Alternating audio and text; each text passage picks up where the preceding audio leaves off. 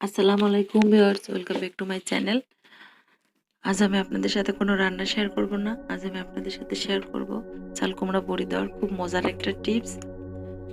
এই শীতে আমাদের সবারই কিন্তু পছন্দের একটা খাবার চাল কুমড়ার বড়ি। তো বড়ি দেওয়ার জন্য কিন্তু চাল কুমড়াটাকে খুব ভালোভাবে মিহি করে কুড়িয়ে নিতে হয়। আর এটা করতে আমাদের অনেক সময় এবং ধৈর্য দুটারই প্রয়োজন। আমি আজকে আপনাদের খুব মজার একটা টিপস শিখিয়ে দেব। এই টিপসটা ফলো করলে আপনাদের সময় এবং শ্রম অনেকটাই কমে যাবে।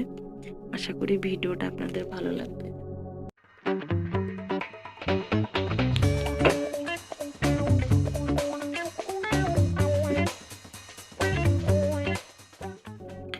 প্রথমে আমি চাল কুমড়াটাকে খুব ভালোভাবে ছিলে পরিষ্কার করে এইভাবে ছোট ছোট টুকরো করে কেটে নিয়েছি।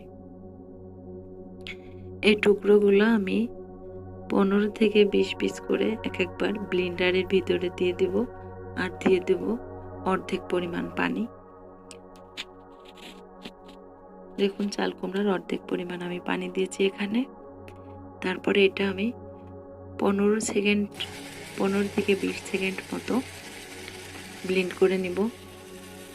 আর এই পদ্ধতিতে চাল কুমড়াটাকে আপনারা মিহিভাবে তৈরি করলে আপনাদের চাল কুমড়ার বড়িটা কিন্তু অনেক সাদা হবে, কারণ এটাতে ব্লেন্ডারে মিহি করলে ওটা একদমই ধবধবে সাদা থাকে। তো দেখুন, এটা একদমই মিহি হয়ে গেছে। আমরা যেটা বাসায় করার চেষ্টা করি এমনি যে কোনো কুড়নি দিয়ে, তার থেকে অনেক ভালো হয়েছে। দেখুন, আমি 2টা চাল কুমড়া এইভাবে ব্লেন্ডারে করেছি। 15 থেকে 20 মিনিট সময় লেগেছে আমার, যেটা করতে আমাদের 2-3 ঘন্টা সময় লেগে যায়। তো এটা আপনাদের সময় এবং পরিশ্রম দুটাকেই কমিয়ে দেবে। যদিও আমরা এখন কিন্তু চাল বড়ি দেওয়ার যে ডাউল, ওটা আমরা মেশিনে কুটে থাকি। তো কুমড়াটা যদি এভাবে করে নিতে পারি আমরা, তাহলে কিন্তু কুমড়া বড়ি দেওয়ার কোনো ঝামেলাই আর আমাদের থাকবে না। খুব সহজে এবং অল্প সময় আমরা এগুলো তৈরি করে নিতে পারবো। আশা করি টিপসটা আপনাদের অনেক কাজে আসবে।